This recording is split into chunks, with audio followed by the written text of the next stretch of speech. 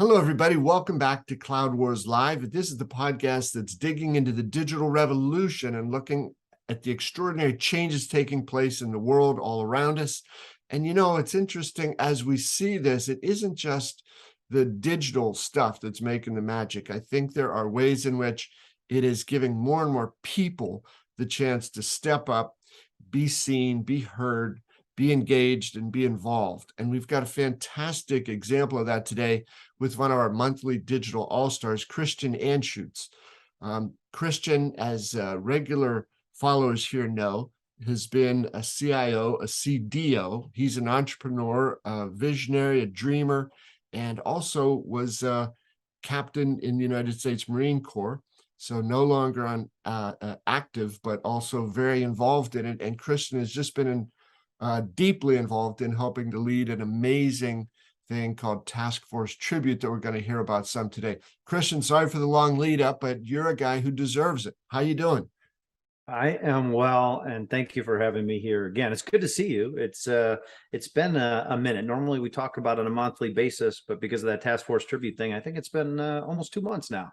Yeah, it has. I know I sort of followed some of the things going on there and what you've been involved with, but everybody, one of the things that Christian and I talk about a lot is leadership, both what he's done in the corporate world, in the military, and just his overall outlook on life.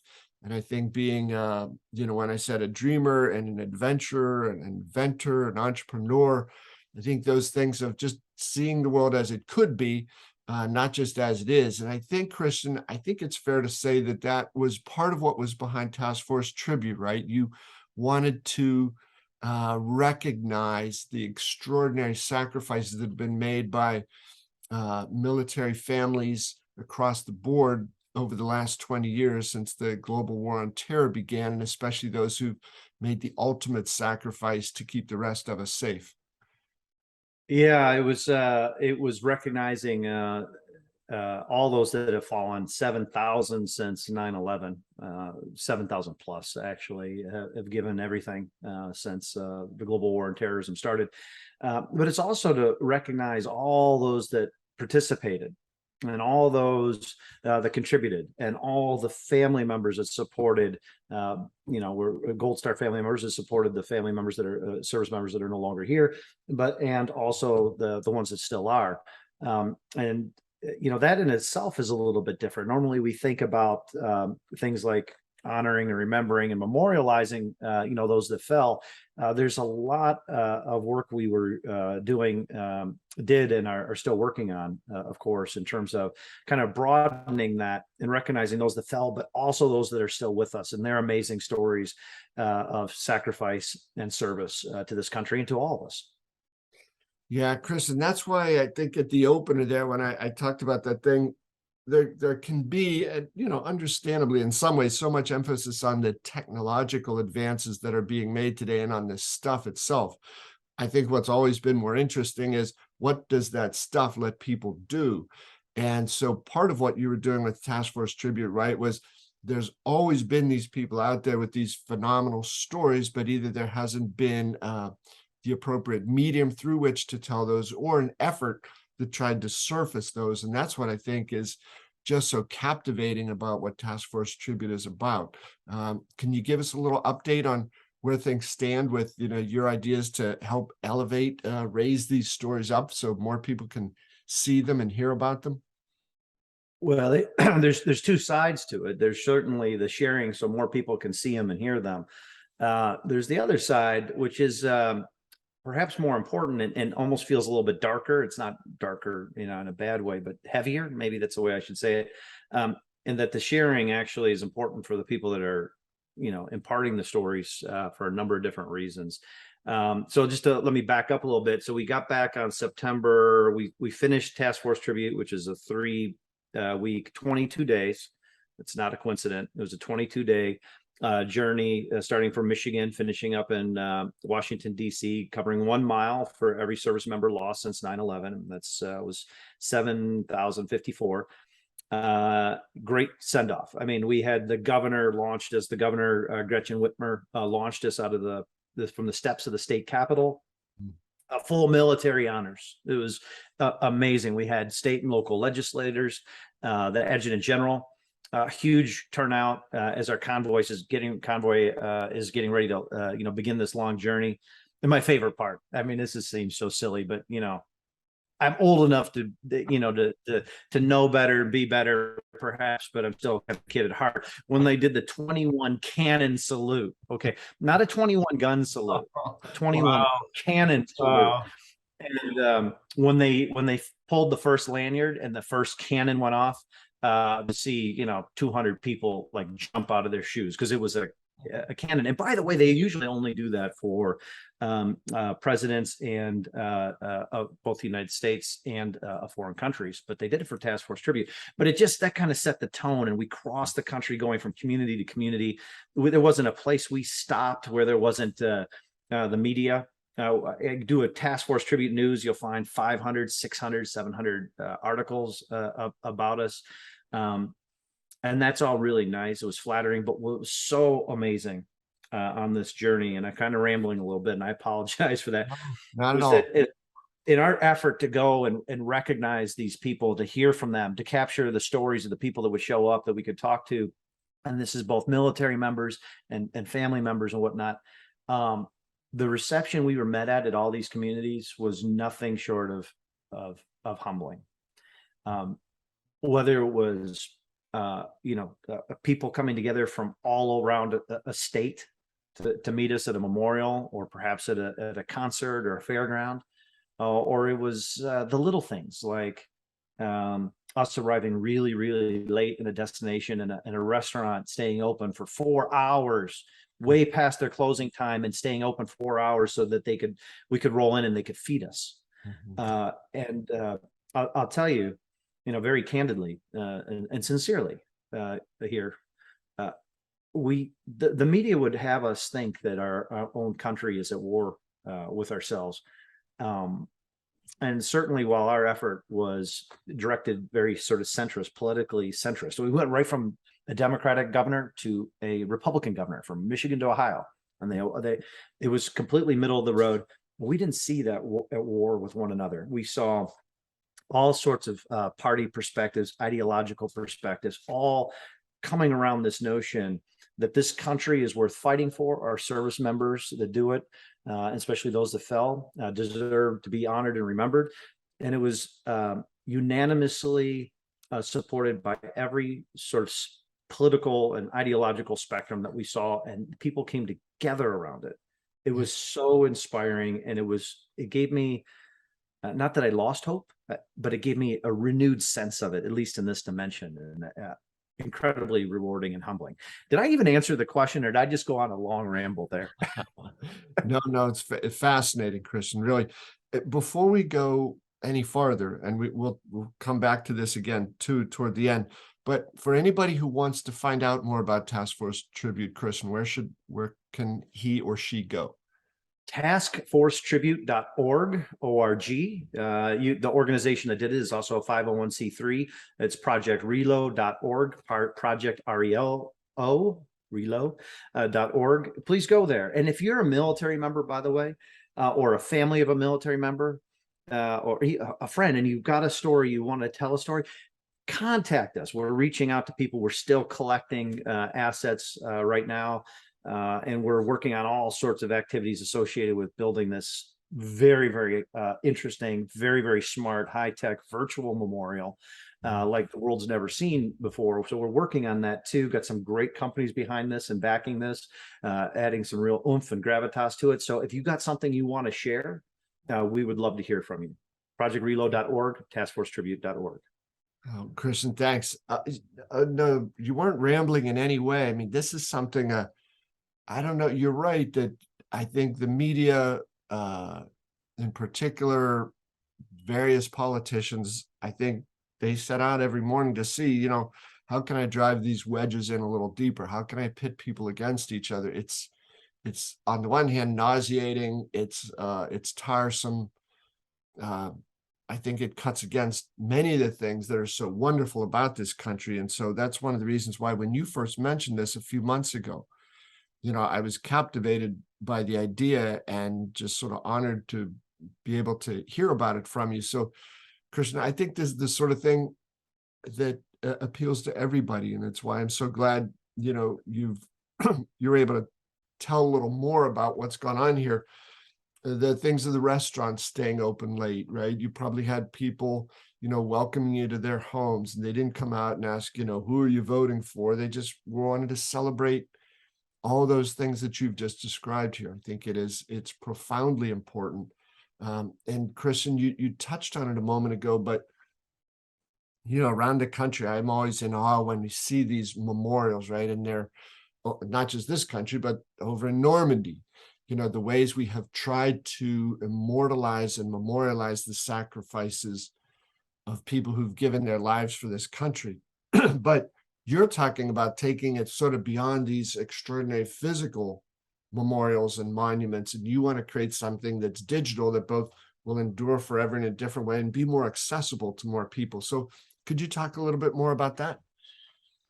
Yeah, I will. I want to share a couple stories from the road though. And these are some of my favorite. There's hundreds, but the human brain, at least this human brain, can't remember that many. Thank goodness that we have good records. Some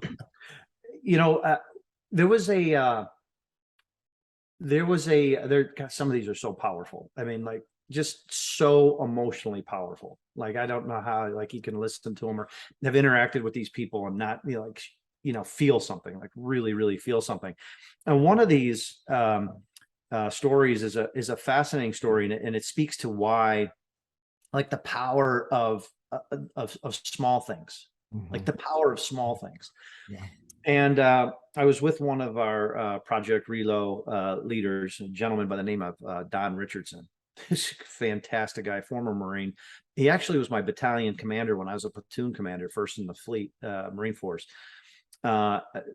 Anyway, so this gentleman was approached by this man, and this man was bedecked in head to toe in Marine Corps garb. And I see Don talking to him, and as I approach, I'm like, oh, well, somehow the two Marines, one wearing Marine Corps gear and the other one not. Somehow Don was just plainclothes. Were somehow, magnetic force drew them together. Mm-hmm. But as I approached, I found out that actually this guy wasn't a Marine, and this wasn't stolen valor or anything. His son, a gentleman by the name of David Michael Sanka, Marine Corps corporal, Marine Corps Special Operations Command dog handler, was killed in Afghanistan. And he was talking about his son. He was talking about how he perished. In fact, he was killed in one of those green on blue incidents where one of the security guards went rogue and shot a bunch of people behind the line, and he was one of them. In a very tragic day. And he's telling us this, and he's very emotional about this. And this had happened many years ago. By the way, for all of us, when we lose somebody, I don't care if it's military or not, it doesn't just go away. Yeah. All we really do when we love that person, we care about them, we just kind of figure out how to make room for it, and we continue on. But it never goes away, and it had not gone away for this father. And the point of this story, though, came out when he said to us, almost under his breath, he pulls out of his jacket like this picture. And it was like right out of a movie. It had been creased and folded, and it was laminated, and it was, it was this photo had seen a lot of miles. Okay. And he hands it to Don as I'm standing there. And as he says, almost under his breath, he goes, I know you probably won't do this, but if you would, could you take a picture of yourself with my son? When you stop at different places. And we said, oh yeah, we can do that. And of course, he challenged a couple Marines, and so we were definitely going to do that. We sent him hundreds and hundreds of pictures, because everywhere we stopped, we started to tell the story, because it grew. I mean, it was just a very quick interaction, but it grew. And every time we stopped, people started to ask, can I take a picture with David Michael Sanka? And we would send him these photos, and every one of these photos, Bob, were worth their weight in gold or some other precious metal to that father. If you could have said, here, take this photo, even after, you know, he'd gotten 300 of them, you could have $1,000, 10 $100 bills, or you can have this this selfie. Yeah. He would have taken that selfie with his son every time. And the note that he sent us afterwards, in terms of how like impactful that was, Yeah.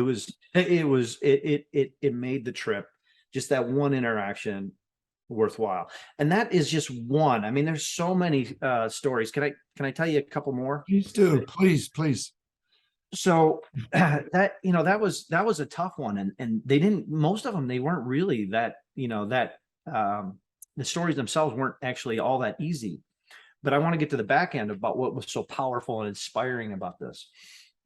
One story, and these are like some of my favorite to tell, is I was sitting across a table from this woman. Her name was Cliffa, and her son was a Air Force pilot, and he was killed when his U-28 reconnaissance airplane went down in Djibouti, Africa. Global war on terror. What are we doing there? Well, okay. The global war on terrorism was way bigger than Afghanistan and Iraq. And because of the nature of the mission, reconnaissance and surveillance, SRI, surveillance, reconnaissance, intelligence, it was classified. And so this mother knows that her son was killed in an aircraft, knows the general area, and knows nothing else. And she's telling me this story. And she's saying, I will ask the question of what happened to my son until the day I die. And I'm never going to know. And that hurts more than you can imagine. And anybody that would have anything that they could tell me about my son, related to his death or not, would be of tremendous value to me. Now, hold that thought. Anything I could know more about my son, related to his death or not, would be of great value to this woman. There's a couple things that stand out there, and I'll get to the themes at the end here. But this woman, as she's telling me this, I mean, think about this. She gave her most favorite, her most cherished thing, if you will. I don't normally refer to a person as a thing, but the most powerful thing that she ever was involved in her life, she gave it to this country. She lost it in service of this country. She had every reason then to blame this country, and there she was, dressed in red, white, and blue, proudly wearing the gold star, and saying that, you know, her son was doing what he loved and doing what he believed in. And then I'm talking to shortly thereafter 2 other parents, and these parents want the father's an Army veteran, and the mother and father are talking about how they lost their son in a Kiowa accident. And when their son was killed, and an amazing and powerful thing happened. The entire unit wrote a letter. Each of them wrote, a member of the unit wrote a letter to the parents. And in the letter, they talked about something about the son, how I met the son. Maybe something wise or profound, something funny that they did, something they helped me with, and that he helped with. And they wrote these letters, and they got this, you know, shortly after his death, they had gotten a stack of letters. You know, they described it like a stack of letters. And of course, the first instinct was to just start ripping through them, reading them, right? But they got about halfway through, and they said, "What? We've got to stop. Let's stop." And so they took what the gentleman called to put them in reserve, took these letters and put them in reserve. And now, even to this day, many years later, they still have some. They will open a letter. When they open that letter and they read it, and for a moment, their son comes back to life. But in the words and the minds of the squadron mates, and their son is back to life. There's an interesting similarity between those stories. Cliffa, I'd give anything to have more information about my son, his death or otherwise. These parents and these letters. And then one last one that I'll kind of round this out, and I could go on forever. I was talking to a number of soldiers, these 3 gentlemen from Special Forces Group, 10th Special Forces Group, so the Green Berets, out of the Colorado Springs area. And they were talking about how they had lost 3 brothers, essentially. And they 2 to action and 1 to suicide. And that's important, by the way, because there's maybe a 4 story I'll share. But I was talking to these gentlemen, and if you know anything about these guys, these are serious hombres. These are tough people. And yet they're still human. They're still men and women. In this case, they're all men, but they're just humans, right? And they're physically tough. They're mentally tough. And yet the loss of those brothers, those 3 brothers, weighed on them. And we talked about it. And they shared stories about them. And then they concluded by saying, after the deaths of our 3 brothers, we got pulled into a school circle, and we're told, we talked about it for 5 minutes, and everybody expects us to go on. And it hasn't been that easy. But in talking about our brothers in arms with someone that cares and that someone that understands, and I quote, is all the therapy that we need. Wow. So on one hand, across this continuum, you have someone that wants information and how valuable it will be. In the second story, you hear how that information brought life back to one of our deceased service members who died while serving this country. And then you heard from from a group of some of the toughest hombres in the United States military, simply talking and sharing the stories about those that were lost was not just good in terms of like the first 2 stories and the sharing of the information, but there was a reciprocal value for the sharer to get that off their chest. And I'll stop there because I could go on forever, and I don't want to bore your listeners, but this is we have hundreds and hundreds and hundreds of these stories, and they are across a spectrum of experiences, but they illustrate the points across that continuum of those 3 time and time and time again. Yeah. Chris, I'm sorry if it's a naive question. Is there ever any way that the first of those 3 stories you mentioned with Cliffa, is there ever any way she could find out anything about what happened to her son? In that instance, I would say it's doubtful.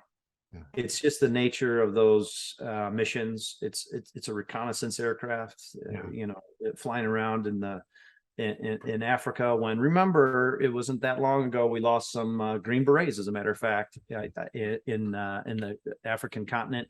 And we all go, what do we have military members there? And Congress got all involved. And folks, let's not be naive. We got military members everywhere. There's a need for our military members. Yeah. Right. And just in some cases you can talk about, in some cases you can't. Yeah. That would be one that probably nobody will ever be able to talk about, unfortunately. Well, but she was there, and as you so elegantly described it, in red, white, and blue with her gold star, and just what incredibly powerful story you told there about that. And I don't know, I would like to think that she left there feeling better than when she arrived, having had the chance to talk. Well, she would have told you she did. I mean, that was the feedback we've gotten time and time again, and we got it explicitly and specifically from Cliffa, from those other 2 parents, and of course then from the members of the 10th Special Forces Group. Look, one of the things I've learned on this task force tribute journey, this epic journey of discovering America, I'm a military member. I'm a Gold Star family member. My brother was killed, and you know that. So you think I would have I'd have the perspective, but this was a journey of learning and discovery for me. And I got to tell you, I just marvel at the strength and the resilience of these people, and I so mightily respect how they might need help, or they might want to share, they might want to talk, and and in so many cases they've realized, and this is part of my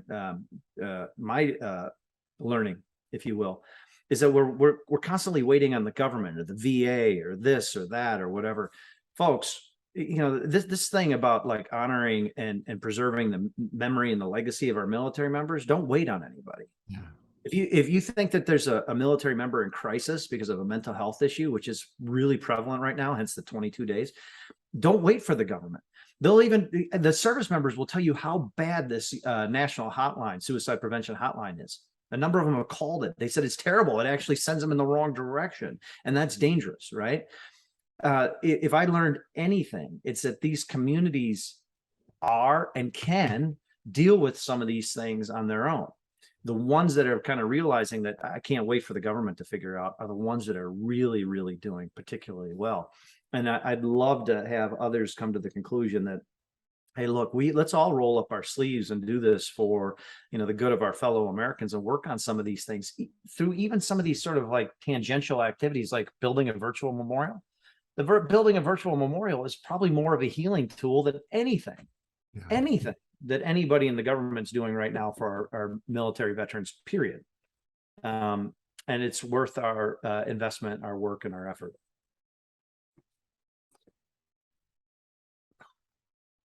Yeah. Yeah. So Christian, you're in spite of all your achievements, you're an extremely humble person. So, you know, I'm sorry if this question makes you feel uncomfortable, but do you feel that, you know, having raised and shared some of these stories you described, and you said there's hundreds of others, would you say that you would call this, your mission, Task Force Tribute, is it a success? Well, I got to tell you, with in complete candor, I mean, this Project RELO and Task Force Tribute is 100% volunteer. Okay, it's a nonprofit, volunteer driven. All right, I could go on for a little bit about how any nonprofit that is paying the CEO or executive director like $2 million, they should be completely wiped off. They shouldn't even exist. Okay, and by the way, there's a lot of those folks that if you're donating to some of these and and the people are getting paid to do that, put your money somewhere else. It doesn't have to be Project RELO or Task Force Tribute. Just don't put it there. All right. Sorry, I'm going off on a bit of a tangent there. No, you deserve to. Well, what I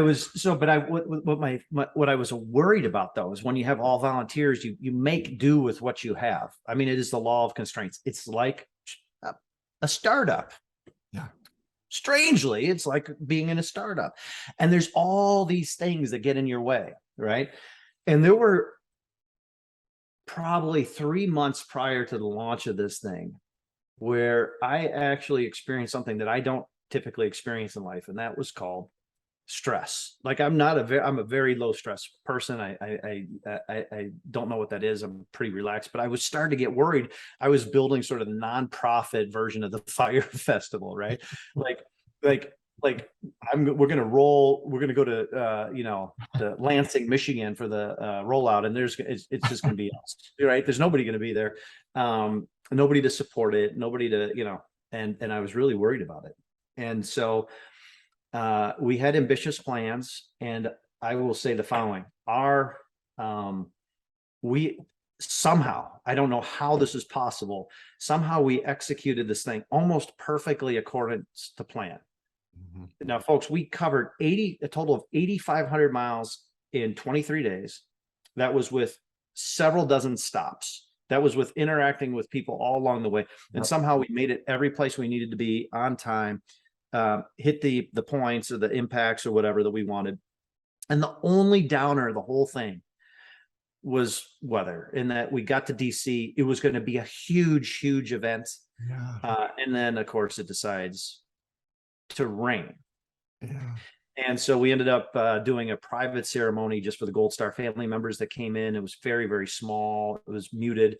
It was intimate, and it was still powerful. But it was disappointing because we were actually looking for like the big visuals. We were reserved in the mall and whatnot. So to answer your question, it went, we achieved our goals, and it went better than we expected.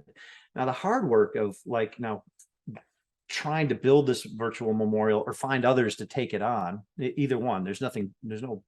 We're not precious about that. What's more important is that it happens, not that, we do it. Right. Let's be clear about that.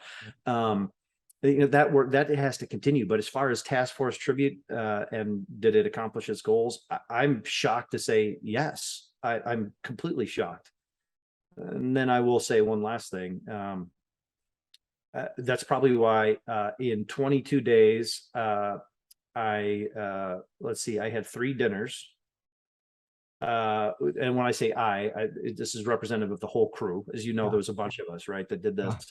I don't know what everybody else did, although I think this is representative because we were kind of locked in vehicles together. I went out to dinner 3 times. I had 2 nights where I didn't sleep at all. Like, it was like being on a military deployment because we had so much stuff in front of us. And I pretty much lived on beef jerky.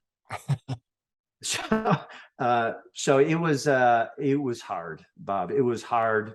But despite that, I have definitively not been personally involved in something as impactful as that in my entire life, with maybe the exception, and this isn't hyperbole, of my kids being born. And even then, I was a bystander for that. So this is probably one of the most impactful things that I did. And they're already asking us to figure out when and where we're going to do it again. Well, Christian, you always deflect any notion about leadership emanating from you and rather talk about it as a detached subject. But I mean, there it is. Somebody had to come up with this idea, and I suspect it in different ways, not nearly as deeply or as richly as you brought it up. People said, I should do something about it, but then we don't. And you did this with a lot of other things going on. So living on beef jerky, the good thing is there's beef jerkies just about everywhere, right? So you had different sort of food sources available, but the sleepless nights, and I can imagine the nights you did sleep, it probably wasn't 8 or 10 hours. So but just watching you talk about this, it just seems like that just shines through this impact that it's had. So I don't mean that it in any way that you make this about you, not at all, but the experiences you had, the people you met, the lives you touched, the stories you raised, and I think the people you helped, right? If it was only just being there somewhat passively to listen, just gave those people, those incredible people, the strength to just say, okay, I can do this, I can get through this, I can go forward. And maybe for some of them, it would be not as hard next time to tell somebody else about what went on, or just to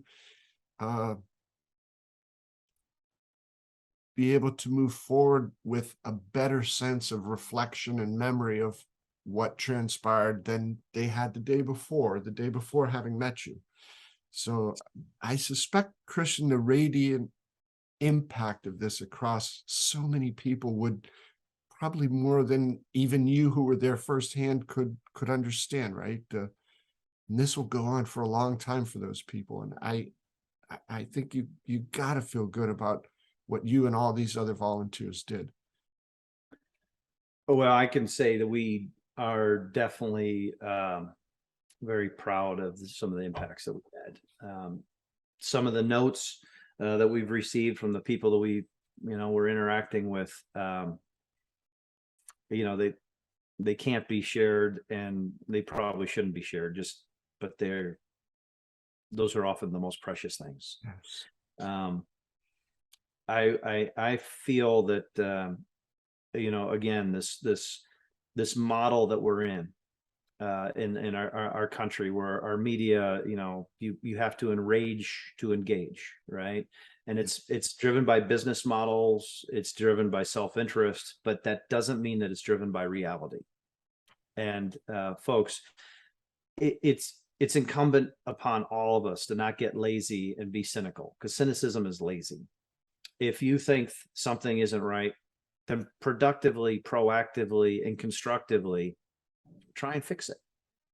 And in this case, we had a very clear vision, a very clear purpose, and we had amazing people and volunteers. I can't say enough about people like, Doug and Eric and Don, Renee, Michelle. I mean, I could go down this list of incredible people that put their heart and soul into this thing. And it was because of their efforts and their leadership, candidly. It was their leadership to say, we're going to put ourselves out there. What is leadership besides leading by example? It's easy to sit back and just talk, right? I mean, isn't that what so many of our leaders do? Is they sit back and they talk? These folks actually did that, but they also listened and they also did. Mhm. And I think we have 350 million minus a handful that are like that on whatever topics are particularly interesting to them. Yeah. Yeah.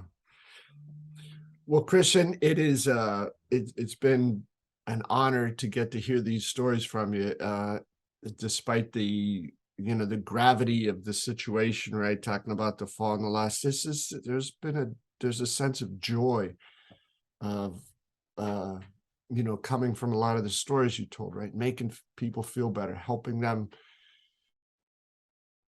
you know, re, honor, remember, treasure what they've lost, and know that it lives on in others that share those feelings, right?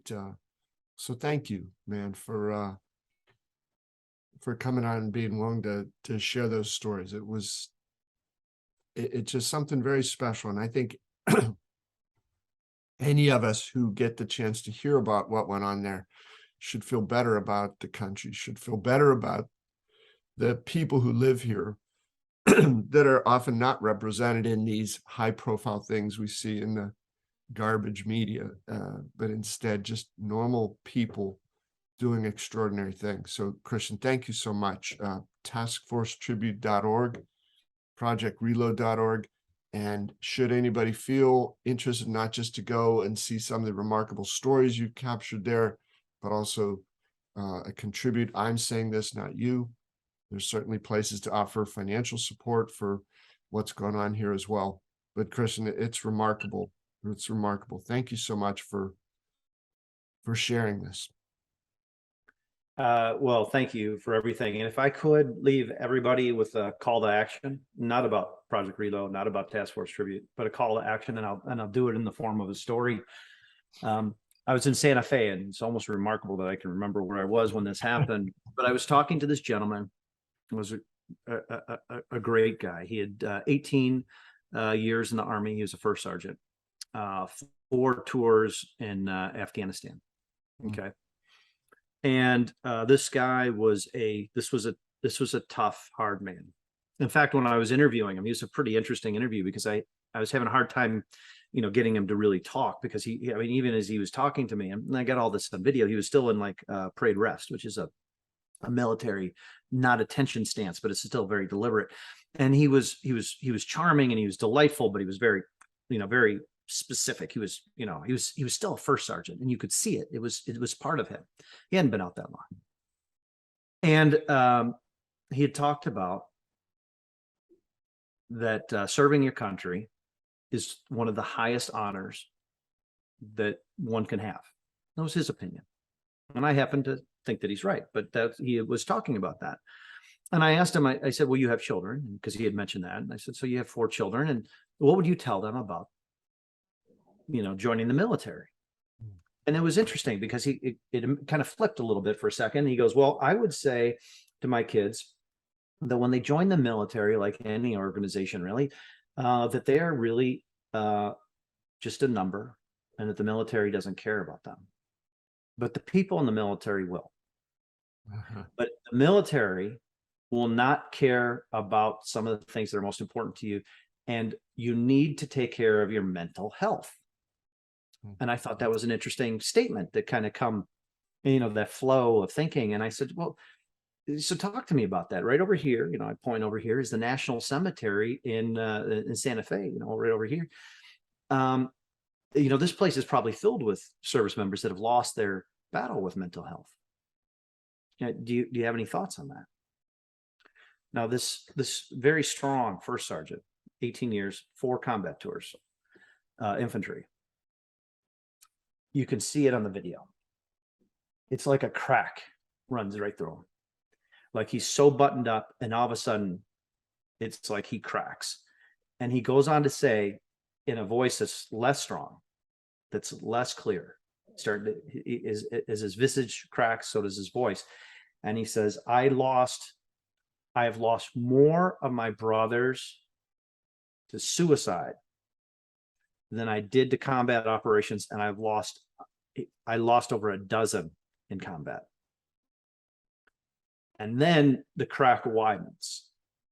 And he goes on to say, and he goes, I don't live thinking about regret, but I don't know how. Keeping in touch with these people, I didn't know that there was something wrong with them. I didn't know to ask them. I don't know why I didn't know that they were about to kill themselves. And he ends that sentence, and I don't have a chance to even say thank you. And he does a left face, and he like practically runs out because the crack was widening and he was going to lose it. And so, folks, I don't tell you this for, take pity on a veteran. I don't believe in that shit. I don't ever swear, Bob, but I'll say that right now. I don't believe in that shit. Okay.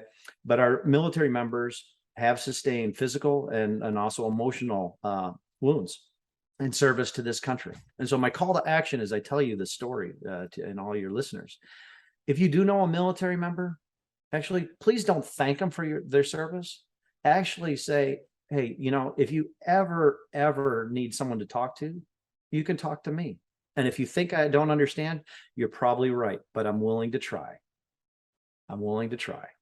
And that, folks, could save a life.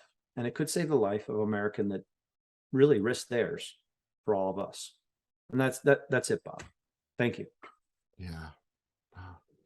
Christian, great call to action there. Thank you for that. And for the whole story. It's extraordinary. Always a pleasure, my friend. This has been a very, very special episode. Thank you. Well, thank you. And thanks to all the listeners. Thank you. Absolutely, Chris. And let me join you with that, folks. Thanks for being with us. Very special episode here of Cloud Wars Live with Christian Anschuetz talking about Task Force Tribute and the extraordinary adventure went on there. There's plenty to see at the site that Christian mentioned, taskforcetribute.org and projectrelo.org. Thanks a lot. We'll see you next time.